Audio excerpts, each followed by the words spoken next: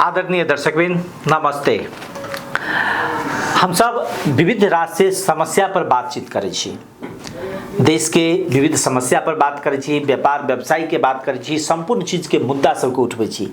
आइ हम सब किछ बात करब श्रमजीवी पत्रकारिता के विषय में। जय रूप से किछ समय के बाद पत्रकारिता क्षेत्र एक किसिम से संकटग्रस्त अवस्था में है, अर्थात छोटका मीडिया तो सबसे बेसी धराशायी अवस्था में है। वही रूप से टेलीविजन एफएम ये सब धीरे धीरे धीरे एक किसिम से धराशायी अवस्था में आबि रहल छै या भ रहल छै। एहन अवस्था किया आबि रहल छै, किया नहीं जेना अखन व्यापार संघ के चुनाव बढ़ल छै, एजेंडा बन रहल छै जे व्यापारी सब अपन समस्या राखे, व्यापार के समस्या राखे, तो किछ दिन के बाद हमर सबके अहाँ सबके अर्थात नागरिक के आवाज मुखरित करे वाला संस्था के रूप में रहल नेपाल पत्रकार महासंघ के निर्वाचन हो वाला छै। तो नेपाल पत्रकार महासंघ के निर्वाचन में मीडिया क्षेत्र धराशायी भ रहल छै।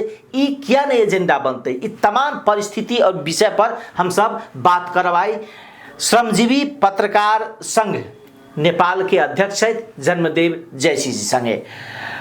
अपने सब देखने हैं उनका विभिन्न आंदोलन काठमांडू में जे श्रमजीवी मीडिया सब या मीडिया सब जे पत्रकार सबके कतो तलब नहीं देने छे, तो वो आंदोलन में अग्रसरता हुनकर अग्रस्थान में। तो हुनका संगे हम सब खास करके यह सब विषय पर बात करब। सबसे पहले स्वागत करी जन्मदेव जी के। स्वागत है सर। मैले पृष्ठभूमि में मैथिली में धेरै कुरा भने बुझ्नु भयो होला। तपाईं श्रमजीवीको अब कान्तिपुरदेखि लिएर राजधानीदेखि लिएर विभिन्न ठाउँमा जुन मिडिया हाउसहरूमा आन्दोलन भए, श्रमजीवीहरूले समयमा तलब नपाएर यता त्यसमा एउटा अग्रसरता अगुवाई गर्नुभयो।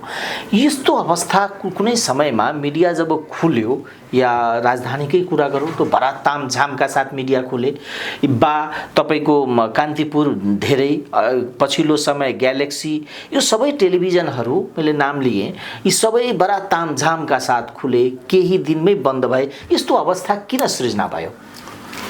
पहिलो कुरा त मिडियामा दुईटा किसिमले लगानी हुने, एउटा साच्चीकै पेशालाई बुझेर यो एउटा सेवामूलक उद्योग भएको नाताले हैन, यो सम्मानित पेशाबाट लगानी गरेर एउटा व्यवसाय ढंगले पनि अगाडि बढाउँ र चौथो अङ्गको भूमिका पनि सँगसँगै निर्वाह गरौँ भन्ने एउटा पवित्र उद्देश्यबाट पनि लगानी भयो एउटा। अर्को चाहिँ के भइदियो भन्नुहुन्छ भने मिडिया सम्बन्धी अध्ययन पनि नभएको, तर के हो भने यसबाट चाहिँ अलिकति ब्ल्याकमेलिङ गर्न सकिन्छ, सूचनाका हिसाबले ब्ल्याकमेलिङ गर्न सकिन्छ, अर्थात् ब्ल्याक मनीलाई व्हाइट मनी गर्न पनि सकिन्छ भन्ने एक थरी त्यसरी पनि लगानी भयो। जो चाहिँ पवित्र उद्देश्यबाट लगानी गरिएका थिए तिनीहरू केही समय टिके, अहिले पनि टिकिरहेछन्। भलै त्यो व्यवसाय बढाउँदै जाँदा त्यहाँ श्रमको मूल्य दिने सवालमा अलिकति कन्जुसी हैन, अलि रातारात बढी नै कमाउने लोभ महत्त्वाकांक्षी तीव्र राख्ने र त्यसमा चाहिँ हाम्रो पत्रकारिताका मापदण्डहरू, त्यसका चाहिँ अनुशासनहरू, सुनियमहरू पालना गर्ने भन्दा पनि जसरी भए पनि कमाउने भन्ने कोणबाट एउटा त्यसरी गयो। र जसरी ब्ल्याक मनीको रूपमा लगानी गरिएको मिडियालाई नबुझेको जो लगानी भयो तिनीहरूले त महत्त्वाकांक्षा मात्रै राखेर हुँदैन, यसको त धेरै बृहत्तर पाटाहरू छन्, यसका केही अन्तर्राष्ट्रिय अनुभवहरू छन्, अन्तर्राष्ट्रिय मान्यताहरू छन्।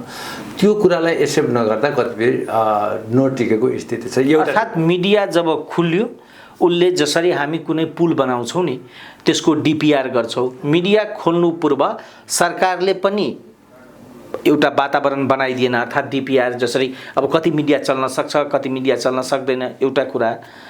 अर्को मिडियाहरू या मिडियाका सञ्चालकहरूले पनि त्यो अनुभव नभएर डीपीआर गर्न नसकेर हो। यसमा सरले भनिहाल्नुभयो, वास्तवमा के हो भने मिडियालाई नियमन गर्ने कुरा र यो दर्ता गर्नु दिने कुरा त अनिवार्य हुन्छ, त्यो त डेमोक्रेटिक राइटसँग मिल्छ, त्यो त रोक्नै मिलेन, व्यक्ति स्वतन्त्रतासँग जोडियो। तर दर्ता गर्दाखेरि पनि केही मापदण्डहरू स्पष्ट हुन जरुरी छ।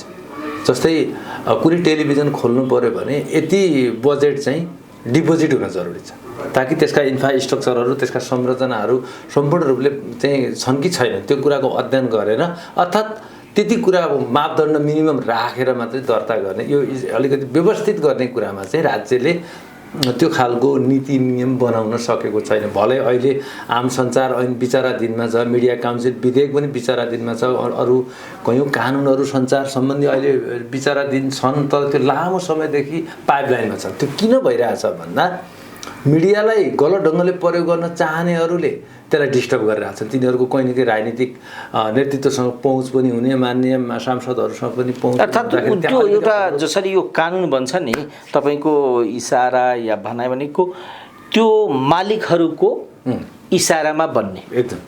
त्यसमा म तपाईँलाई एउटा ज्वलन्त उदाहरण के दिन्छु भने अलि अगाडि सञ्चार मन्त्रीसँग हामीले छलफल गऱ्यो भन्दा अगाडिको रेखा शर्मासँग। हजुर, उहाँसँग छलफल गर्दाखेरि हामी कान्तिपुरमा लडिरहेको थियौँ। अब नाम लिइहाल्यो किनभने त्यो त आम रूपमा बाहिर आम पत्रकार मात्र होइन, नागरिकले पनि बुझेकै कुरा भइहाल्यो। कान्तिपुरमा हामी लडिरहँदा 45 दिनसम्म लड्दाखेरि अनि हामीले चाहिँ मन्त्रीको पनि ध्यान आकर्षण गराउनु पर्यो भनेर हामी मन्त्रालय गयौँ। हेर्नुहोस्, मन्त्रालयमा जाँदाखेरि अनि तपाईँहरूको डिमान्ड के हो भनेर उहाँले प्रश्न गर्दा हामीले के भन्यो भने श्रमजीवी पत्रकार ऐन जो 51 सालमा बन्यो, बिचमा 2 चोटि संशोधन भएको छ, त्यो ऐन कार्यान्वयन नगर्ने मिडियालाई सरकारले कारवाही किन गर्न सक्दैन। अहिलेको सापेक्षतामा हामी कान्तिपुरमा चाहिँ श्रमिक आन्दोलन चर्किरहेछ। उहाँहरूको सेवा सुविधा श्रमको मूल्य नदिने भइसकेपछि त त्यो मिडियाले श्रमजीवी पत्रकार ऐन कार्यान्वयन गरेको ठहरिएन।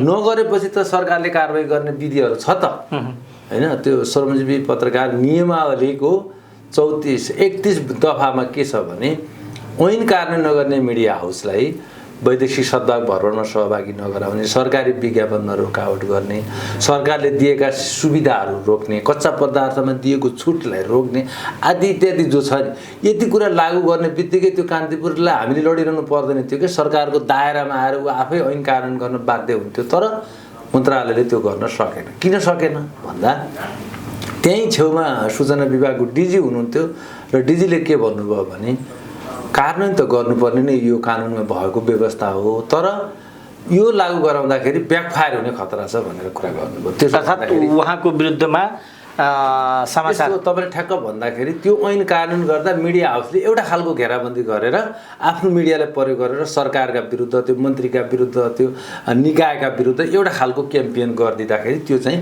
पचाउन नसकिने र ब्याकफायर हुने डर देखाउनु भयो। यसो भने सरकारले आफूले जारी गरेको कानुनै लागू गर्न सक्दैन भने यो देशमा कानुनको दयनीय अवस्था देखेर दया लाग्ने कुरा। तर अहिले हामी अध्यक्ष भएको संस्था आफ्नो स्वतस्फूर्त ढङ्गले जतिसुकै लडे पनि, जतिसुकै आवाज उठाए वास्तवमा यो काम चाहिँ सरकारले गर्ने काम हो नि त। एउटा व्यक्ति या संस्थाले हामीले त एजेन्डालाई उठाइदिने कुरा, एडभोकेसीका निम्ति ध्यान आकर्षण गराउने कुरा, घच घचाउने सम्बन्धको हो हेर्नुहोस्। तर आफै घर हेर्न जानुपर्ने स्थिति, अफिस कार्यालयमा धर्ना दिनुपर्ने स्थिति यो रहरको कुरा होइन, त बाध्यता र एकदम लाजमर्दो कुरा हो। तर त्यो त पत्रकार महासंघमा पनि लागू छ नि त।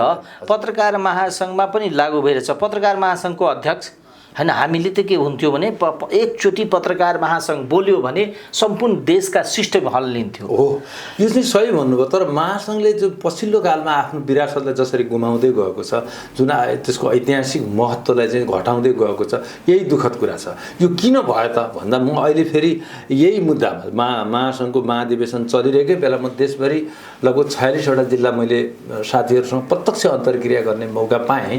साथीहरूको गुनासै के छ भने महासंघले हामी पत्रकार साथीहरू जो क्रियाशील छौँ फिल्डमा, मुफसलमा, जिल्लामा जो क्रियाशील छौँ, हाम्रा पेशागत समस्याका विषयमा अभिभावकीय भूमिका खेल्न सकेन या चाहेन। किनकि अब जिल्लामा त विभिन्न खालका समस्या हुन्छन्। हेर्नुहोस्, अब तपाईँले भनौँ साना तथा स्वरोजगार मिडियाहरू होलान् जसलाई चाहिँ राज्यले संरक्षण गरिदिनु पर्ने कुरा होला।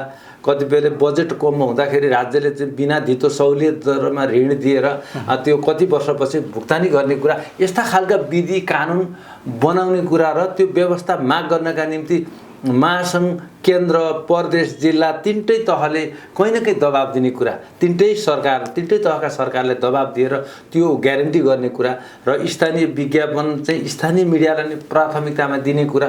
अहिले हेर्नुहोस्, यहाँ एउटा कुनै दूर दराजको गाउँपालिकाको विज्ञापन छाप्नु पर्यो भने गोर्खापत्रै खोज्नु पर्ने होइन। यो किन? त्यहाँको आवश्यकताको कुरा हो भने त्यहीँकै लोकल मिडियाले त त्यही भित्रै जनतासँग त्यो इन्टर रिलेटेड भएकै त हुन्छ। त्यही दिँदा त्यसलाई मान्यता दिनु पऱ्यो कि परेन। बरु अझ कतिपय त फेसबुकमा हालेर त्यस्ता सरकारी सूचनाहरू फेसबुकमा हालेर अनि भरपाई बनेर कर्मचारीले पैसा खाइदिने, फेसबुकमा विज्ञापन हालेर मिडियालाई चाहिँ नदिने, जो यो खालको यस्तो एउटा समस्या भयो। अरू चाहिँ पत्रकारहरू जिल्लामा काम गर्ने साथीहरूलाई पनि संरक्षण गर्ने कुरा यस्ता खालका कानुन जस्तै प्रदेश स्तरीय कानुनका कुरा पनि छन्, जिल्ला स्तरीय कार्यविधि बनाउन सकिने कुराहरू छन् र केन्द्रमा पनि कानुन निर्माणका निम्ति केन्द्रहरूले चाहिँ दबाब दिने प्रेसर ग्रुपको रूपमा महासङ्घले काम गर्नुपर्ने यी यावत विषयहरू नगर्दाखेरि जिल्लामा काम गर्ने, मोफसलमा काम गर्ने, प्रदेश लेभलमा काम गर्ने साथीहरूले धेरै दुःखहरू, धेरै पीडाहरू झेलेर तैपनि मिडियालाई एउटा निरन्तरता दिइरहनु भएको, पेसाको मर्यादालाई बचाएर राख्नु भएको छ। भलै अन्त अर्को पाटो के छ भने मिडियामा जसरी एउटा प्रश्न उठेको छ, आम नागरिक रूपमा पनि उठ्यो, यो पेसाको मर्यादाको विषयमा विश्वसनीयता सङ्कट पैदा भएको छ। यो किन त भयो भन्दा सरकारले नियमन गर्ने सवालमा मिडियालाई अथवा सामाजिक सञ्जाललाई नियमन गर्ने कुरामा स्ट्रङ कानुन बनेर हेर्नुहोस्। किन लुज छोडिएको छ भन्दा यही लुजभित्र केही मान्छेहरूको खायो हुँदो रहेछ।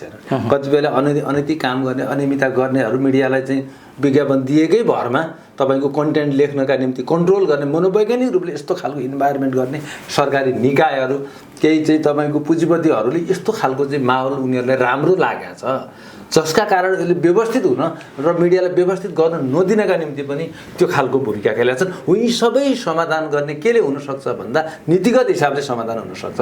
त्यसका निम्ति त पैरवी गर्ने त महासँगै होला त। त्यसैगरी सदस्यहरू जोडिएको नेटवर्किङका हिसाबले अघि तपाईँले भन्नुभयो केन्द्रमा एउटा सट्ट स्विच अन गर्दा देशभरि जर्रै होइन एउटा नीति सरर चाहिँ सर्कुलेसन हुने कुरा जुन हिजो थियो नि अहिले त्यो किन गुमिरहेछ भन्दा महासङ्घले आफ्नो गरिमालाई कायम राख्न सकेन र यी तत्त मैले जो समस्या अहिले भने यसको पैरवी गर्न सकेन। नीति बनाउने विषयमा सरकारलाई यस्तो अवस्था आयो कि महासङ्घले जसरी आफ्ना निर्वाचन पद्धतिमा परिवर्तन गरे त्यसको प्रभाव हो?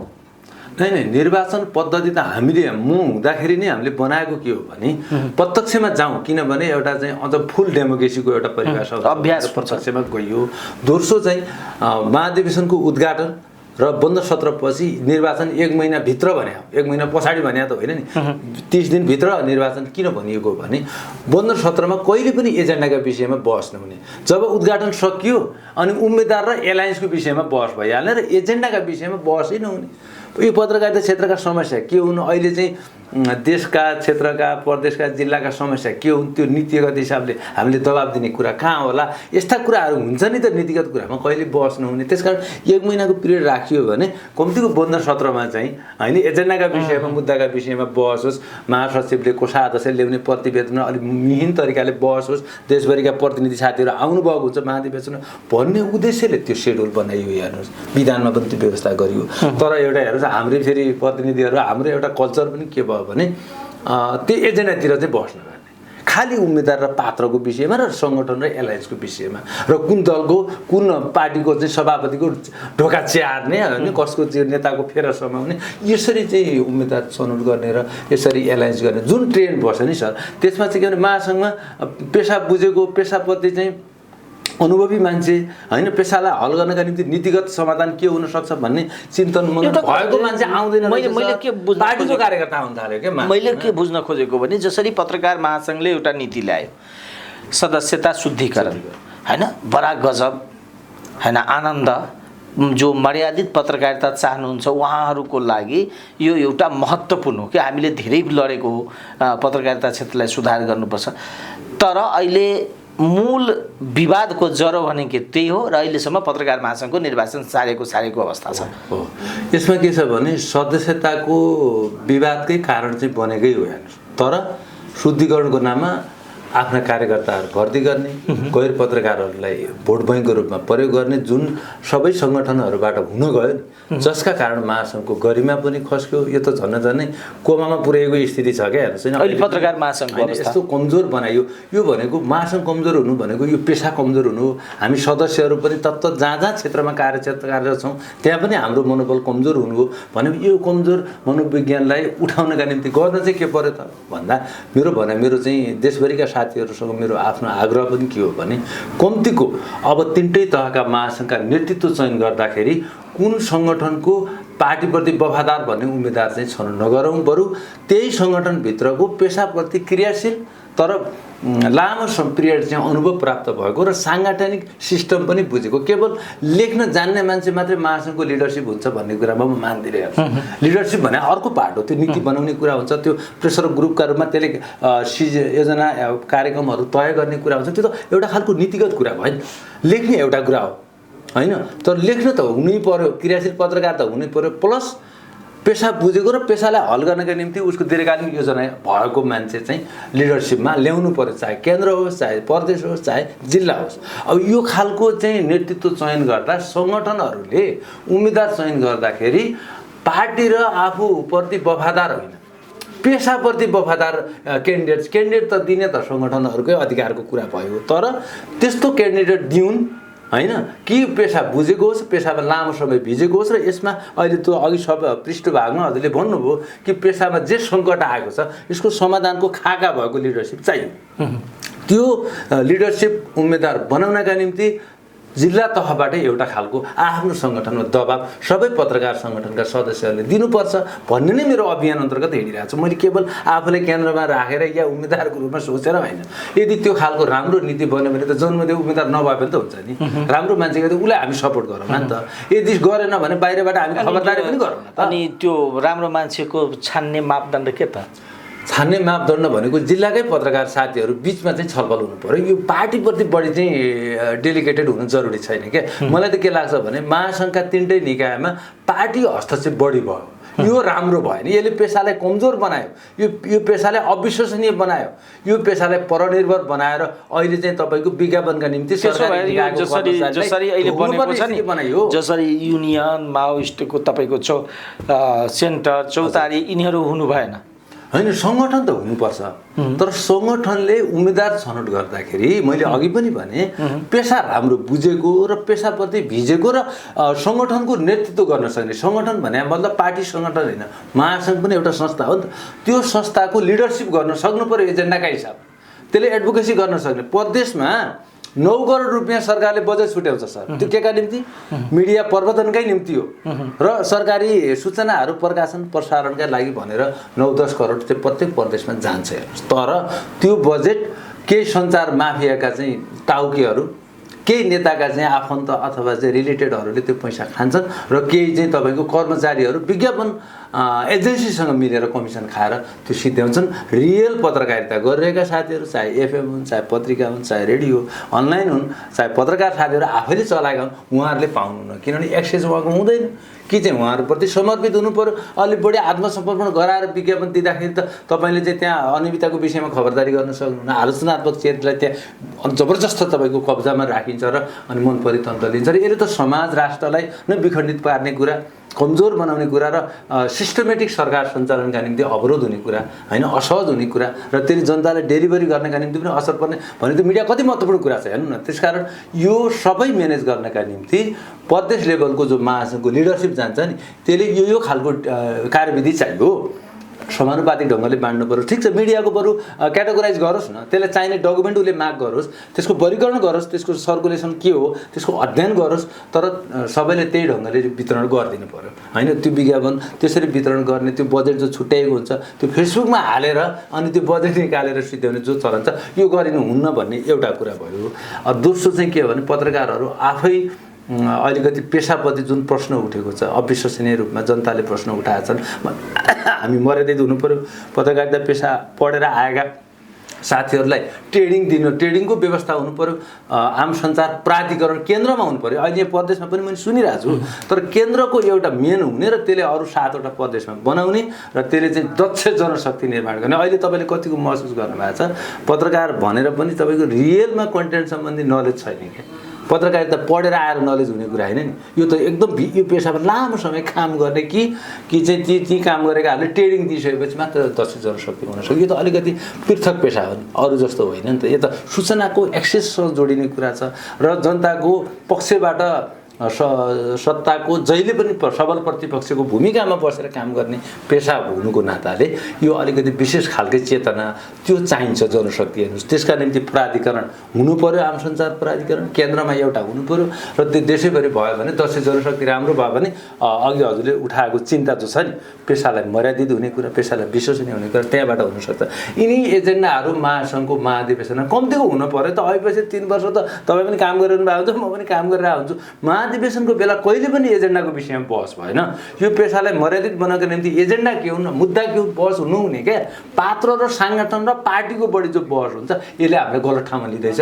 यसबाट हामीले तपाईँहरूको यो टेलिभिजन मार्फत तपाईँले पनि आफ्नो ठाउँबाट र मैले पनि नेतृत्वलाई खबरदारी गर्नुपर्छ भन्ने कुरा तपाईँको च्यानलबाट राख्न चाहन्छु। हस्, थ्याङ्क यू। हस्, धन्यवाद मेरो कुरा राख्ने मौका दिनुभयो। यहाँहरूलाई पनि धन्यवाद।